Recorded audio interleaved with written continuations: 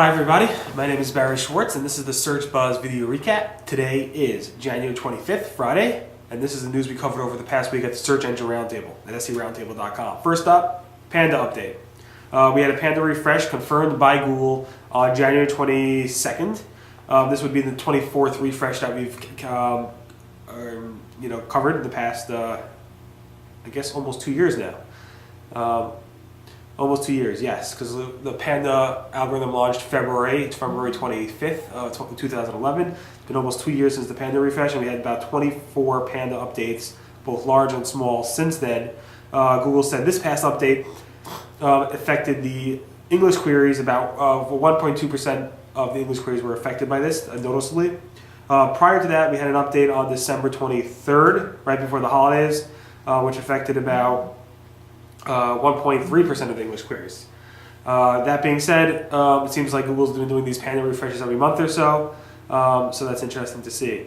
On the Google update side, we also noticed a couple updates. We reported last week, January 17th, that we saw significant updates. Google denied it. They came back to us saying it's not true.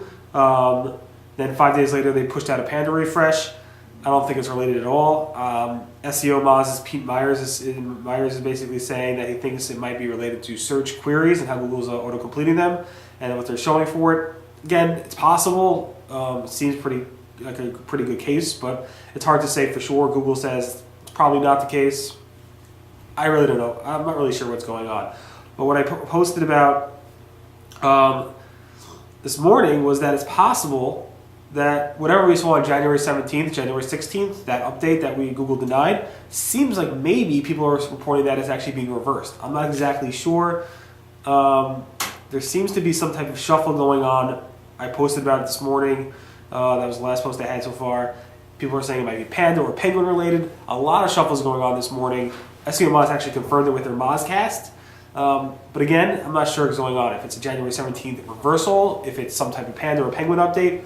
Again, Panda was just released earlier this week, so I doubt it's Panda related, but you never know. That being said, there was a post at ThreadWatch by Aaron Wall about how The Verge spent about $5,000 to write an article about how the arcade is no longer, the death of the American arcade and how it's no longer whatever.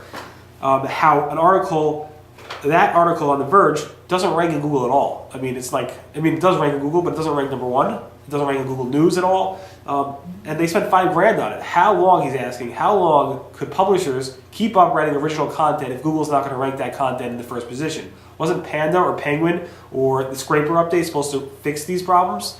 And that's the big question here. I even showed a screenshot of Search Engine Land, Danny Sullivan's article about Google's new streamlined image search not ranking in the web results at all in the web results for its own title.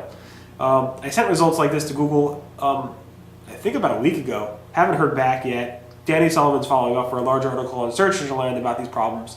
But we'll see what's going on. It's just very upsetting to see this type of stuff happening after we had those major updates by Google. Speaking about that article from Danny Sullivan, yes, Google did release a new image search interface. We expected, we reported last week that Google was testing it, and now they came out with it. Google says it's going to actually help webmasters. Webmasters are saying, no, it's not helping us. We're getting less clicks from it. Either way, the user interface is a lot better. It's a lot cleaner. I like it. And Google talks about, in this post, why it's better for webmasters. I'm not going to go into the detail. You can look at our post to see why. Google's also testing a gray top bar as opposed to that black top bar that you currently have.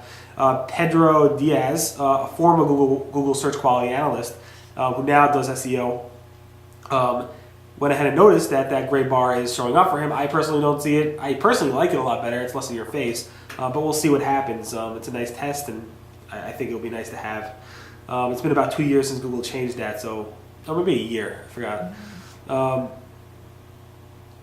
So remember we reported right before Christmas or right after Christmas that Matt Cutts said that links within press releases do not help your ranking. Like if you have links embedded in press releases, it's not necessarily going to help your ranking.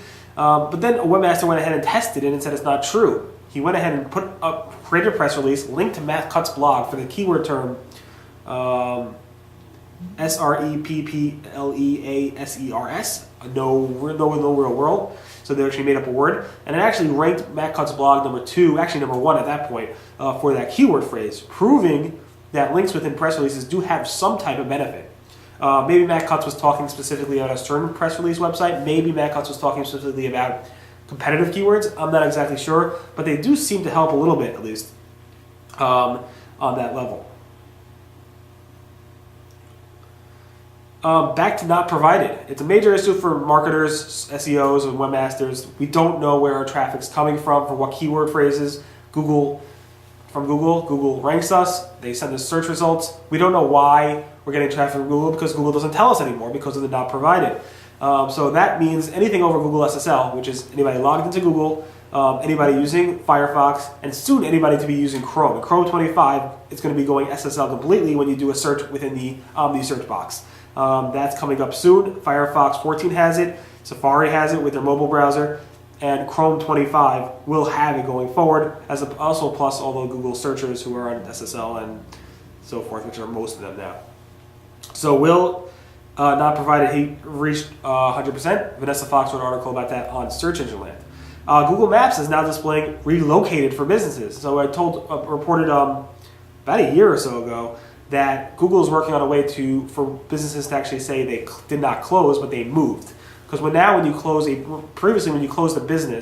move your business from one location to another, like I did about 6 months ago, you had to mark your business as closed and create a new business profile. None of the map the reviews transferred over, and it marked your business as closed, but in fact you're not closed, you just moved the location. Like you moved down the street, you moved to the city, you moved wherever it might be. You're expanded. It's actually a good thing sometimes when businesses move. Like my business, we moved, we expanded. That being said, Google is now showing a relocated tab that says this place has closed or relocated. I'm not a big fan of that. I wanted to say either closed or relocated, depending on the actual status. But none of the business reviews actually move. You still have to close or relocate your business, and then you're able to go ahead and create a new listing. I haven't done that. I've left my business still active on Google Maps. Actually, I changed it, but both are actually active. In any event, it's a little bit of improvement. It's not a great improvement. Google announced their earnings this week, so did Microsoft, so did other companies, but Google, for the first time, based on their earnings results in a long time, Google's cost per click prices increased from the previous quarter. It increased, I forgot exactly how much,